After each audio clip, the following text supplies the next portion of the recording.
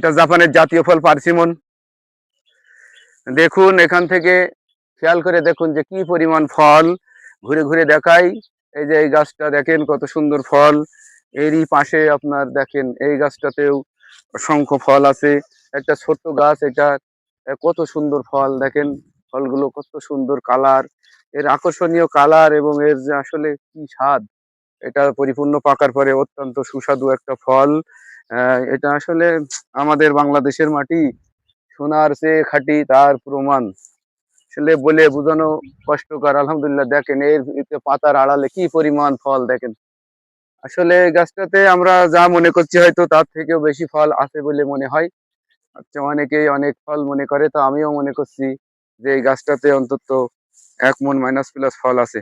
দেখেন এখানেও ক্যামেরা দেখেন পাতার নিচে কি পরিমাণ ফল, মানে এমন কোনো জায়গা নেই যে তার ফল নেই, কি অবস্থা দেখেন।